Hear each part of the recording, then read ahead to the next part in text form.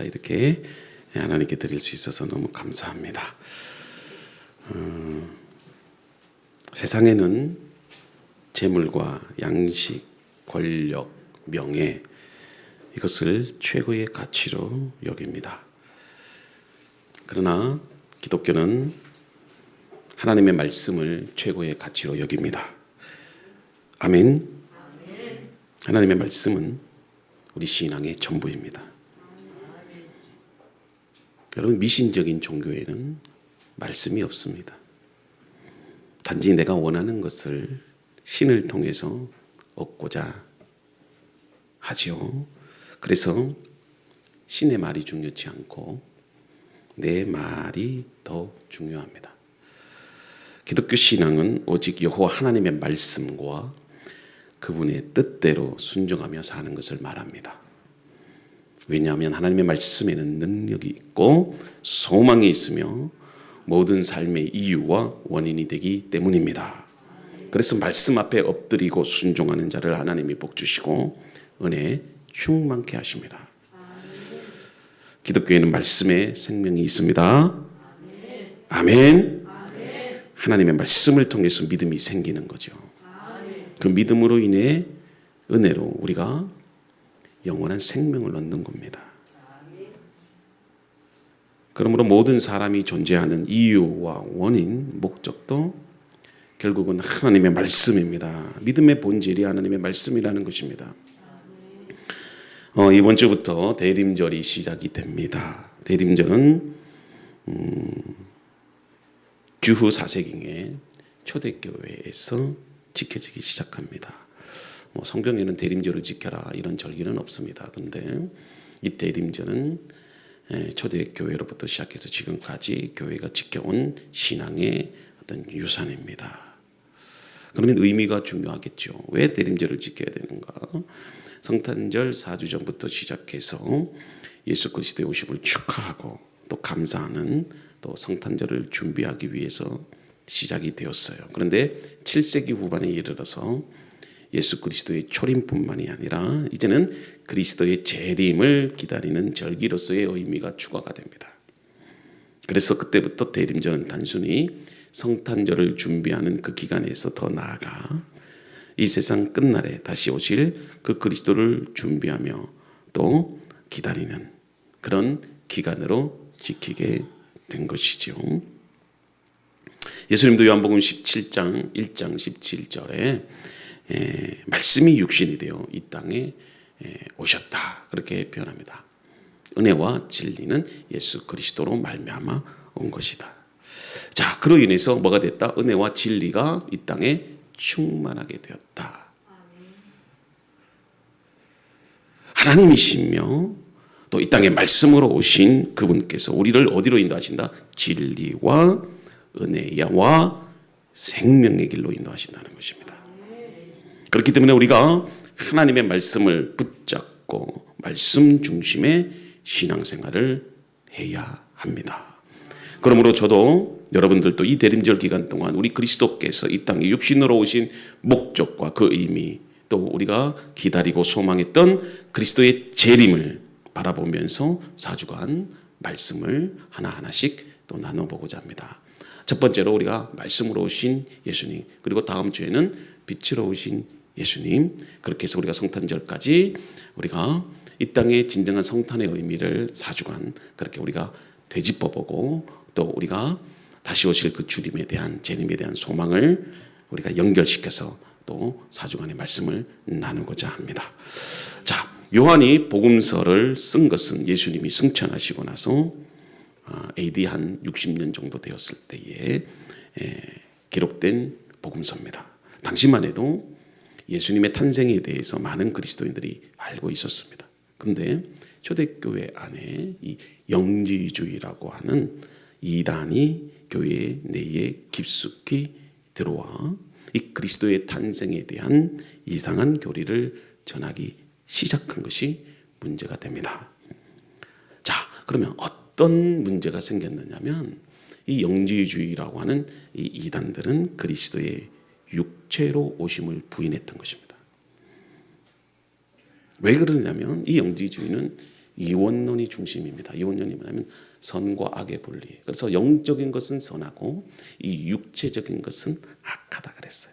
그런데 영이신 하나님이 이 악한 육을 입고 이 땅에 오셨다. 그거는 도저히 용납될 수 없는 그런 교리죠. 그러면 예수님이 이 땅에 오긴 오셨는데 어떻게 오셨느냐면 그리스도는 육체를 입었을 뿐이지 실제로 취한 것이 아니다. 그래서 가현설이라고 좀 어려운 표현인데, 그래서 영지주의자들은 육체 자체를 악으로 보았기 때문에 하나님의 아들 예수께서, 그러니까 인간의 몸을 빌어서 활동하다가 십자가에 못 박히기 전에 이미 하늘나라로 돌아갔다. 그래서 껍데기만 남은 육체만 십자가에 달려 죽으셨다. 그렇게 주장한 거예요. 하나님의 아들이 인간의 몸을 빌어서 활동했다는 교리는 어떻게 보면 하나님이 악한 존재다. 그것으로 해석이 될 수 있었죠. 사실 요한복음보다 먼저 기록된 마태복음, 누가복음은 예수님이 탄생 전에 어떤 존재로 계셨는지에 대한 아무 언급이 없어요. 그렇기 때문에 이 초대교회가 이러한 중요한 신학적인 질문, 도대체 예수님이 누구신가? 그럼 예수님은 창세전에 어떻게 존재하셨는가? 이러한 질문에 제대로 답하지 않으면 초대교회는 큰 혼란에 빠졌을 거예요. 본래 성부 하나님, 성자 예수님, 성령 하나님은 동일 본질, 유일한 하나님이잖아요. 그래서 우리가 여러분들 사도신경을 고백하지 않습니까? 사도신경을 고백하는 이유가 삼위일체 되시는 그 하나님, 우리가 믿는 그 하나님이 어떤 분이신지를 이 신앙 고백을 통해서 우리가 표현하고 있는 거예요. 그래서 여러분들 예수님이 탄생하면서 비로소 성자가 되었다 이렇게 말하면 기독교 신앙은 뿌리째 흔들리게 됩니다. 그러므로 사도 요한이 복음서를 쓸 당시에 그 예수님의 탄생의 구체적인 사실의 정황을 언급하지 않아요. 예를 들어서 요셉과 마리아가 어떻게 잉태하게 됐고 그들이 어떻게 예수님을 출산하게 됐고 또 그들이 살았던 지역이 어디고 이런 것들은 전혀 설명치 않아요. 그 이야기는 마태복음이나 누가복음에 나와 있어요. 그러나 요한사도는 그 예수님의 탄생의 의미가 무엇인가, 그리고 예수님께서 과연 어떤 분이신가, 그것을 더 정확하게 서술하는 것이 중요했다는 것이에요. 그걸 가지고 여러분들이 요한복음의 말씀을 묵상하고 읽어야 된다는 것입니다. 그래서 요한이 쓴 복음서 서두에서 예수님의 탄생의 의미를 신학적인 관점에서 이야기를 합니다. 그래서 이 요한복음은 대단히 철학적이고 논리적이고 이성적이고 이해하기 힘들어요. 어떻게 시작합니까? 태초에 말씀이 계시니라. 참 어렵죠. 사랑하는 성도 여러분, 1장 1절 한번 보는데요. 태초에 말씀이 계시니라. 이 말씀이 하나님과 함께 계셨으니 이 말씀은 곧 하나님이시니라. 사실 이 말씀은 우리가 요한복음 생각하면 무조건 요한복음 3장 16절이에요. 그 말고는 알고 있는 말씀 별로 없는 것 같아요. 근데 저는 요한복음 3장 16절도 중요하지만 설마 요한복음 3장 16절이 모르는 분은 없으시죠?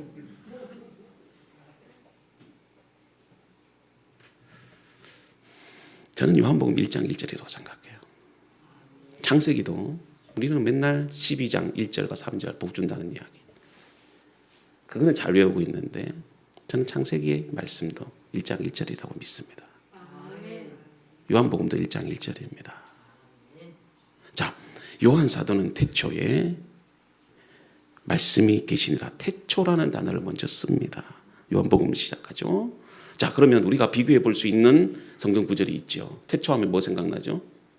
창세기 1장 1절. 자, 근데 이 요한복음에서 말하는 이 태초는 창세기 1장 1절의 태초보다 먼저예요. 왜냐하면 창조 전부터 뭐가 계셨다? 태초에 말씀이 있었다. 이걸 잘 해석해야 돼요. 태초라는 시간의 공간 속에서 하나님이 존재하신 거잖아요. 그러니까 태초를 창조한 근원적인 존재가 있어야 되잖아요. 좀 어렵지만 잘 들으셔야 돼요. 제가 오늘 좀 철학적으로 얘기를 들어갑니다. 그동안은 내러티브였어요. 룻기에 대한 그런 어떤 스토리 중심이었어요.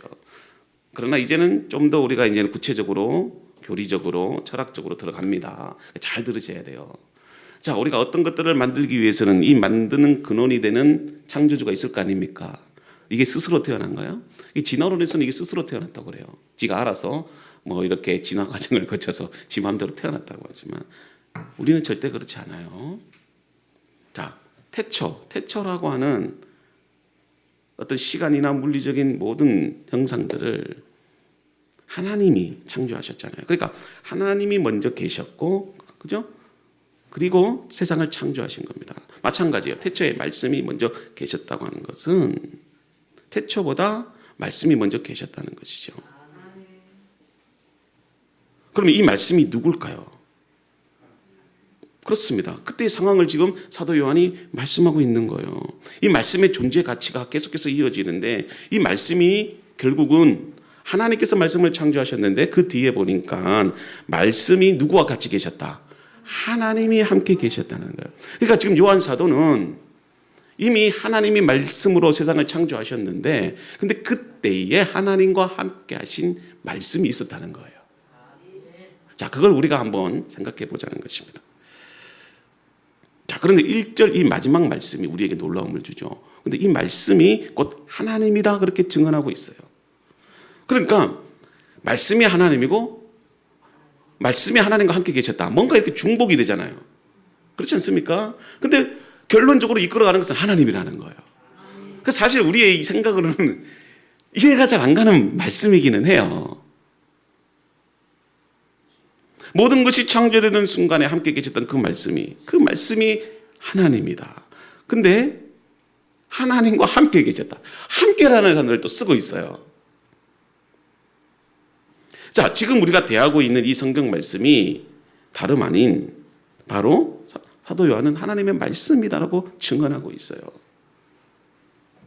근데 우리가 읽은 이 요한복음 1장 1장의 말씀이 이제는 더 이상 가볍게 지나칠 수는 없다. 그 메시지가 분명히 있다는 것입니다. 우리가 읽는 이 성경에 기록된 말씀, 매일같이 주의 종들을 통해서 듣는 이 말씀이 바로 하나님 그분 자신이라는 것입니다. 사실 이것이 우리들에게 믿음을 주고 우리의 전부를 바꿀 수 있는 능력이 되신 그 하나님 그분 자신이라는 것입니다. 그래서 사도 요한은 말씀이 모든 것의 시작이고 말씀 안에 모든 것이 다 들어있으며 말씀으로 모든 것을 산다. 그 뜻을 포함하고 있어요. 그래서 예수님은 마태복음 4장 4절에 다음과 같이 풀어서 말씀하시지요. 읽어봅시다. 시작.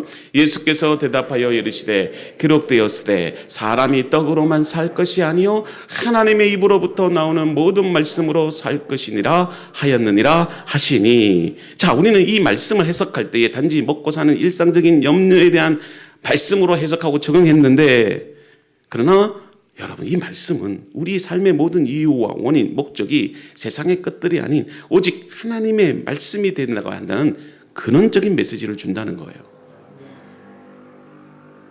그래서 사도 요한은 태초에 말씀이 계셨다 그렇게 선포합니다. 그러니까 보세요. 말씀이 창조된 것이 아니라 존재되었다. 이 말씀이에요. 그러니까 태초에 말씀이 계셨다. 이 말은 이미 태초 이전에 뭐가 계셨다? 말씀이 계셨다. 그러니까 말씀은 결국은 창조된 것이 아니라는 거예요. 히브리 원어에도 미완료 시제로 표현되어 있는데 영어 성경을 보면 was라고 되어 있어요. 과거 시제로 표현되어 있어요. 이미 말씀이 시간보다 창조 세계보다 앞서 존재하셨다라는 것을 지금 보여주고 있는 것입니다. 그래서 여러분들 창세기 1장 1절에는 주어가 누구예요? 태초에 하나님이에요. 하나님이 주어예요. 근데 요한복음 1장 1절에는 주어가 누구예요? 말씀이에요. 태초에 말씀이 계시니라. 그러니까 지금 사도 요한은 창세전에 하나님과 함께 계셨던 다른 존재를 지금 이야기하고 있는 겁니다. 함께 하나님과 계셨다는 거예요. 성부 하나님만 창조주로 알고 있었던 이들에게 또 한 분 하나님을 소개하는데 그 한 분 하나님이 또 누구이십니까? 바로 예수 그리스도예요. 그 예수 그리스도를 지금 사도 요한이 어떻게 표현하고 있다? 말씀으로 표현하고 있어요. 그 말씀 자체 되시는 그 예수 그리스도. 그 당시에 이 헬라 원어를 보면 말씀이라는 단어가 여러분들도 잘 알아요. 로고스라고 채택되어 있어요. 그러니까 하나님이 들어갈 그 자리에 로고스가 들어갔어요. 그 요한 사도가 그렇게 기록한 거예요. 그게 뭔가 지금 독자들에게, 여러분들에게 하나님과 함께 말씀으로 이 세상을 창조하신 그분을 소개하고 싶은데, 자, 예수님이라고 바로 소개 안 했어요. 그죠? 함께 계셨으니 곧 예수 그리스도다 그렇게 안 하고 말씀이라고 그렇게 표현하고 있는 거예요. 그래서 우리가 더 이해하기 어렵다는 거죠. 그런데 이 말씀을 듣는 독자들은 누구일까요? 유대인들이고 헬라 세계에 사는 이방인들이에요. 사실 이 성경을 적용할 때, 물론 우리에게 적용되는 것은 좋지만 우리가 성경을 해석할 때는 1차적인 독자가 누구인가를 알아야 돼요. 우리가 편지를 쓸 때 아내에게 쓰든 자식에게 쓰든 어머님에게 쓰든 우리 권사님을 위해서 쓴 거 아니잖아요. 제가 만약에 편지를 쓸 때 제가 어머니한테 편지를 쓰는 거예요. 근데 권사님을 위해서 쓴 건 아니잖아요. 그러면 권사님이 만약에 그 편지를 우리가 읽을 때 누구의 마음으로 읽어야 되죠? 그 어머니의 마음으로 읽어야 되고 그 편지를 쓴 목사님의 마음으로 읽어야 되는 거예요. 성경을 읽을 때도 마찬가지입니다. 그러면 우리가 지금 누가 되어버렸냐면 이 서신서를, 이 복음서를 읽어야 하는 유대인의 입장에서. 근데 유대인의 입장에서는 이 로고스가 어렵지 않아요. 어렵지 않다는 겁니다. 우리는 되게 어려워. 낯선 단어고. 유대인들은 이 로고스라는 단어. 여러분, 이빠이, 이게 무슨 말인지 알아요? 경상도에서는 이빠이 그래요. 네. 이빠이, 이게 일본어가 아닙니다. 가득 찼다는 말이에요. 경상도 사람은 알아요. 마찬가지예요. 이 로고스라는 단어를 딱 했을 때 우리는 잘 모르는데 유대인들은 알아요. 왜냐하면 이 로고스는 하나님의 말씀 그 자체를 의미하기 때문에. 여러분, 하나님의 말씀은 두 가지예요. 창조하는 것과 계시예요. 그래서 자신을 나타내십니다. 그렇기 때문에 이 로고스라는 단어를 딱 들었을 때 유대인들은 쉽게 이해가 됩니다. 그래서 구약의 이스라엘의 역사를 보면 하나님은 말씀으로 이스라엘 백성들을 출애굽하셨고 말씀으로 광야에서 그들을 만나서 언약을 맺으셨고 또 가나안 정복이나 가나안 정착, 그리고 이스라엘 백성들의 왕조 시대를 지나서 그들이 망하게 되고 귀환하게 되고 그리고 메시아를 기다리는 그 모든 순간까지 그들은 말씀으로, 그리고 사도 요한이 이 복음을 쓸 때까지도 말씀으로 이 세상을 다스리시고 통치하시며 하나님의 새로운 창조를 해오셨다는 것을 이스라엘 백성들은 알고 있었다는 거예요. 요한도 이 로고스 말씀을 복음서에 적용하면서 결국은 구약에 예언된 말씀, 지금도 성취된 그 말씀이 바로 예수님이시라는 것을 우리에게 말씀하고 싶었던 거죠. 또한 요한이 예수님을 로고스라고 채택한 또 한 가지가 있는데, 자, 이 요한복음은 헬라 세계에 사는 독자들을 위해서 쓴 복음서예요. 요즘 여러분 다니엘 묵상하기 참 어렵잖아요. 자, 이해 가십니까? 다니엘이 본 환상. 신구약 중간기 시대를 이해하지 못하면 다니엘은 이해하지 못해요. 이스라엘 백성들이 바벨론의 포로로 귀환 이후에, 그리고 메대와 바사에 의해서 그 바벨론이 멸망을 당합니다. 그리고 그 화려했던 메대와 바사도 결국은 알렉산더 대제에 의해서 망하게 되죠. 근데 그 알렉산더가 젊은 나이에 죽습니다. 그리고 나서 그 4명의 부하들에 의해서 나라가 분할 통치가 이루어져요. 그리고 결국은 로마에 의해서 그 화려했던 알렉산더 대제가 무너지게 됩니다. 그것을 환상 가운데서 보여주시는데 사실 우리는 그 역사를 잘 모르기 때문에 이해를 못해요. 그래서 충분한 그런 어떤 역사적인 배경 하에서 해야 되는데, 주일 성경 예배에도 제가 그것을 여러분들에게 알려주려고 하는데도 잘 안 들으려고 하셔가지고 어렵고 모르니까 그냥. 어찌됐든 그 모든 역사를 이루어 가시는 과정 속에서 나타난 그 성취된 말씀, 그것이 바로 예수님이라는 것을 말하고 싶었던 거죠. 그래서 여러분들 헬라 세계에 사는 독자들은 사실 이해하기 어렵지 않아요. 왜 그러냐면 헬레니즘 문화 가운데 그 알렉산더가 헬레니즘 문화를 형성하잖아요. 그 가운데 플라톤 철학이라는 게 있어요. 좀 어려운 말이지만 플라톤 철학이 있는데 이 로고스라는 단어는 사도 요한이 처음으로 쓴 게 아니고 이미 플라톤 철학에서 사용된 핵심 용어예요. 그들에게 있어서 이 로고스는 합리적인 생각과 그 생각의 외적 표현으로서의 말이다, 이렇게 정리를 하는데, 자, 이 말이 무슨 말이냐면 이 플라톤의 철학에서는 이 로고스가 모든 사물의 근원이 되고 또 그 근원이 되는 로고스가 인간의 영혼 속에 있다고 본 거예요. 그렇기 때문에 로고스가 있으면 모든 우주의 이치를 깨달을 수 있고 인간의 근원적인 목적과 이유를 알 수가 있으며 인간의 죽음 위에 어떤 일들이 일어난지를 알 수가 있다는 거죠.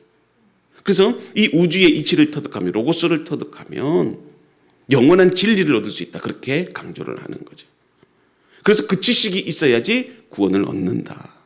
그래서 이 로고스는 그 생명과 지식을 얻는 수단이 된다는 것입니다. 그래서 헬레니즘의 이 플라톤 철학에서는 이 로고스가 인간 모든 이성에 대한 질문에 답할 수 있는 지혜요, 지식이고 진리라고 말해요. 그런데 요한복음에서는 요한 사도가 그 모든 사람들이 이해하고 있는 이 로고스의 참된 진리가 플라톤 철학에서 말하는 그런 진리가 아니라 예수 그리스도를 통해서 우리에게 보여주시는 지혜요, 지식이고 진리라는 거예요. 믿으십니까? 그래서 요한복음 14장 6절에도 뭐라고 선포합니까? 예수님이 길이요 진리요 생명이라 그렇게 요한 사도가 선포하고 있는 거예요. 구원을 얻기 위해서 가장 필요한 것이 여호와 하나님을 아는 지식인데 그 지식은 바로 로고스인데 그 로고스가 바로 예수님을 통해서 예수님 그 자체만을 통해서 우리가 얻을 수 있는 영원한 지식이라는 것이고 그 예수님을 통해서 로고스가 되시는 그 예수님을 통해서만 하나님을 알 수 있다는 거죠. 영원한 생명을 얻을 수 있다는 것입니다. 그분이 어떻게 오셨다고요? 말씀으로 이 땅에 오셨다. 근데 지금 로고스가 누구와 함께 계셨다? 하나님과 함께 계셨다. 그러니까 로고스 되시는 예수님이 하나님에 의해서 창조된 것이 아니다. 어쩌다가 인간으로 태어났는데 하나님께서 그 예수님을 성자로 삼아주신 그런 것이 아니라는 거예요. 로마 시대의 유대인들은 지금도 그렇게 해석하고 있어요. 예수님을 단지 선지자로 받아들이는 거지 않겠어요? 왜 그들이 예수님을 받아들이지 않는 걸까요? 예수님은 단지 성자에 불과한 한 사람일 뿐이다. 선지자에 지나지 않는다. 그렇게 생각하고 있기 때문에 받아들이지 않는 거지요. 하나님에 의해서 창조된 분이 아닙니다. 즉 예수님은 과거로부터 하나님과 함께 이 세상을 창조하시고 지금도 다스리시고 통치하시는 영원한 하나님이시라는 거죠. 그래서 예수님은 유대인들에게 자신을 어떻게 소개합니까? 요한복음 8장 58절에 읽어봅시다. 시작. 예수께서 이르시되 진실로 진실로 너희에게 이르노니 아브라함이 나기 전부터 내가 있느니라 하시니 17장 5절 시작. 여호와여 창세전에 내가 아버지와 함께 가졌던 영화로서 지금도 아버지와 함께 나를 영화롭게 하옵소서. 아멘. 우리에게 전해진 신앙의 가장 큰 유산이 무엇입니까? 지금 예수님께서 요한복음 8장 17장 이 말씀을 통해서 우리에게 말씀한 게 뭘까요? 예수님은 창세전부터 하나님과 함께 계셨다는 거예요. 그분은 곧 하나님이시라는 거예요. 그래서 말씀으로 이 땅에 오셨고 보이지 않는 하나님을 보이는 형상으로 우리에게 보여주신 거예요. 예수님 그분은 성부 하나님과 함께 세상을 창조하셨고 지금도 하나님의 말씀으로 우리와 함께 하신다는 거죠. 그래서 임마누엘 되시는 그 예수님이 이 말씀 가운데 우리와 함께 하신다는 거죠. 그래서 소요리 문답을 보면 사람이 제일 되는 목적이 무엇입니까? 이런 질문을 합니다. 여러분 사람의 제일 되는 목적이 뭐라고 합니까? 하나님을 영화롭게 하고 그를 영원토록 즐거워하는 것입니다. 여러분 하나님은 우리로 하여금 자신이 영광받기를 원하십니다. 하나님께 영광을 돌리는 여러분들 자신을 영화롭게 하십니다. 우리에게 하나님의 성품을 심어주실 뿐만이 아니라 여러분들로 하여금 영원한 생명을 주심으로 하나님과 함께 교제하도록 그렇게 하신다는 거예요. 그래서 우리가 하나님을 영원하게 높이게 될 때에 우리가 그와 함께 더불어서 어떻게 합니까? 즐거워하는 겁니다.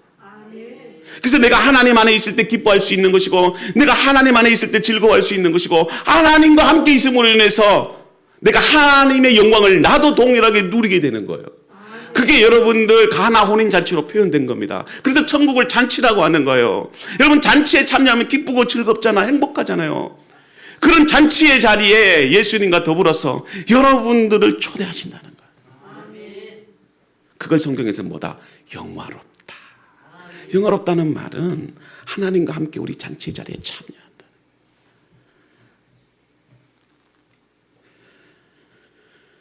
마찬가지입니다. 예수 그리스도를 통해서 여러분들에게 영원한 생명이 있음으로 인해서 우리가 하나님의 영원한 잔치에 참여할 수 있는 거예요.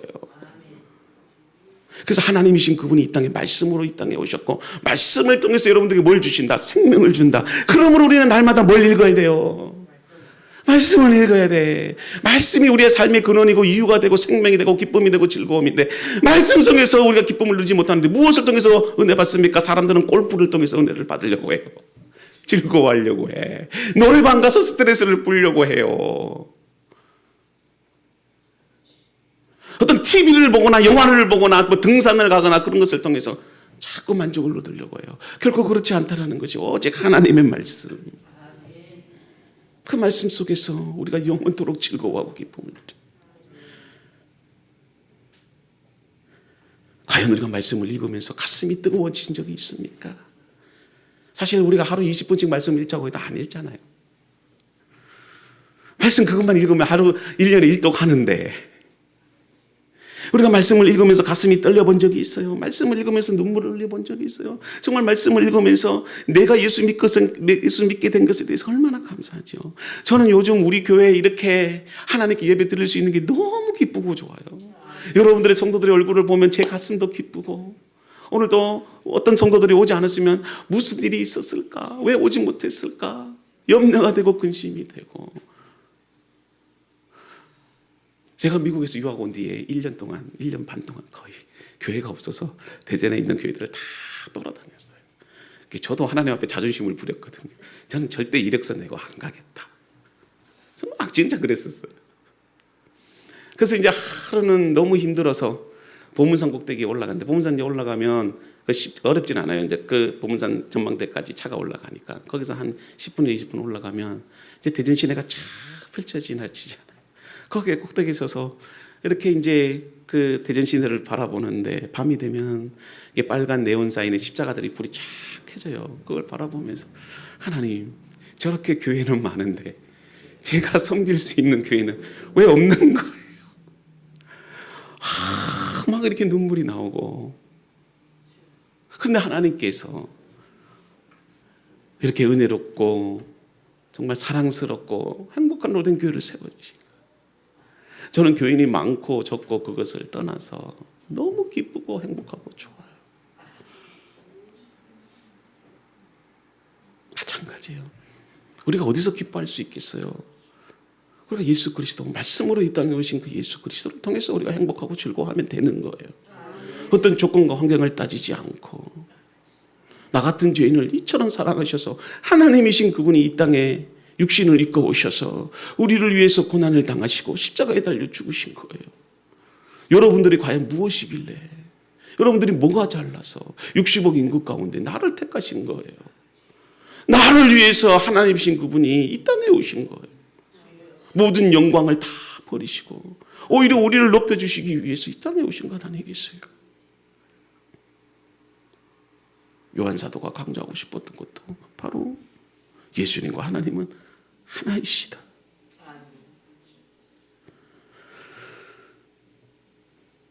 예수님이 하나님 되심, 이것이 바로 요한복음이 복음서에서 가장 드러내고 싶었던 기독론의 절정 아닐까요? 그래서 3절 말씀을 보면 만물이 그로 말미암아 지은 바 되었으니 지은 것이 하나도 그가 없이 된 것이 없느니라. 자, 하나님께서 세상을 만드실 때 빛이 있으라 말씀하시는데 이것은 다음 시간에 우리가 구체적으로 빛 대신 예수 그리스도를 우리가 함께 나누고자 하는데, 여러분 말씀은요 무에서 유를 만드신 것이 아니라 말씀 그 자체로 만물을 만드신 겁니다. 그러니까 말씀은 절대 무가 아니에요. 말씀은 충만케 되는 것입니다. 저는 그걸 여러분들에게 말씀드리고 싶어요. 지금 보십시오. 태초는 아무것도 없는 상태였어요. 오직 하나님의 영은 수면에만 운행하시는데, 근데 말씀이 들어가니까 뭐가 생기는 거예요? 빛이 생겨나기 시작하고, 그죠? 온 세상 만물이 새롭게 창조되기 시작하는 거예요. 그래서 말씀이 있는 곳에 뭐가 일어나느냐면 창조가 일어나요. 무질서가 질서로 바뀌게 되고요. 죽었던 영혼들이 살아나게 되고요. 황폐했던 것이 아름답게 변하게 돼요. 그래서 이사야 선지자가 그 말씀이 있는 하나님 나라를 본 거예요. 사막에 샘이 넘쳐 흐르리라. 사막에 꽃이 피어 향내 내리라. 사자굴에 어린이가 손 넣어도 물지 않는다. 어린 양과 사자들이 함께 뛰는 그 하나님의 나라. 그 하나님의 나라는 말씀이 있는 곳이에요, 여러분.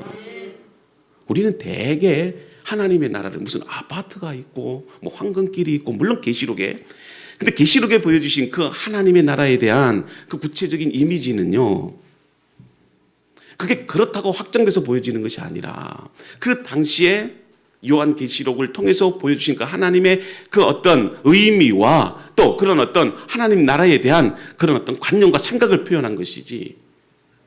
생각해 보세요. 하나님 나라에 아파트 100평을 갖고 있으면 무슨 소용이 있겠어요? 제가 요즘은요, 그 사우디 왕세자 있잖아요. 빌 살만인가요? 2,700조. 그 사람은 절대로 천국 가기 싫을 거예요. 그 사람 절대 천국 가기 싫을 거예요, 아마. 안 그렇겠어요? 그 사람의 별명이 뭐라고요? 미스터 에브리띵. 에브리띵은 하나님처럼 모든 거 다 할 수 있다는 겁니다. 다 할 수 있다는 거예요. 2,700조인데 은행에만 드러나도 이거 이자가 얼마예요?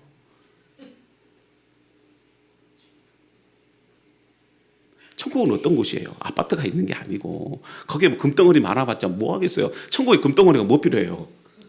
그거 가지고 뭐 고급 롤스로이스 차를 살 거예요? 아니면 사내지미를 먹을 거예요? 빈들이나 초막이나 사막 같은 그런 곳에도 내 주 예수 계신 곳이 하늘나라. 아멘. 저는요, 아무것도 없는 사막이라도 주님만 있으면 돼.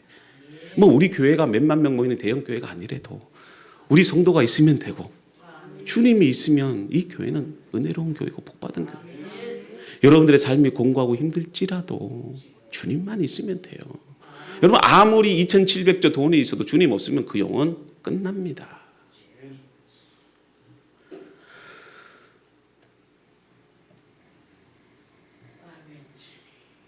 사랑하는 성도 여러분, 이 모든 만물에 존재하는 것도 성부, 성자, 성령 하나님 없이는 이루어진 것이 없습니다.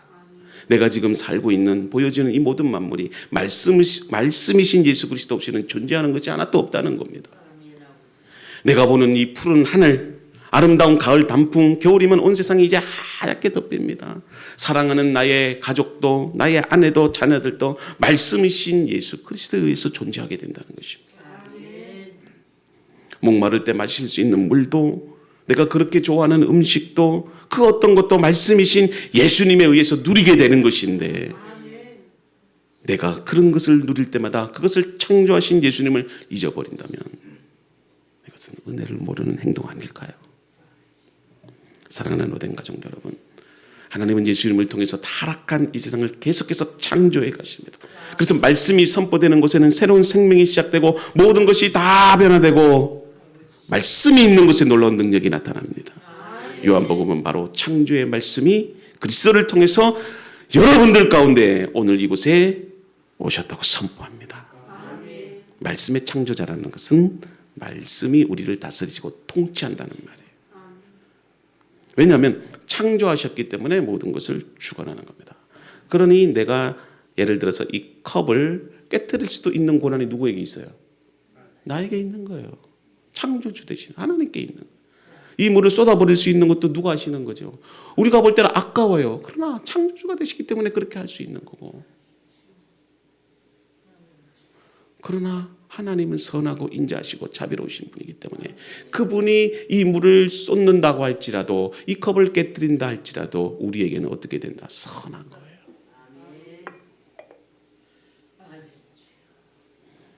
만물은 그분의 소유이십니다. 그렇기 때문에 우리가 말씀에 대한 순종, 그 말씀을 통해서 하나님을 높여드릴 때 우리가 그와 함께 영화롭게 기뻐하며 즐거워한다는 것입니다. 대림절 기간을 통해서 우리가 말씀으로 오신 예수님, 우리가 다음 시간은 빛으로 오신 예수님에 대해서 배우게 될 겁니다. 정말 예수님을 기쁨으로 영접하는 저와 여러분 모두가 되기를 주님의 이름으로 축복합니다.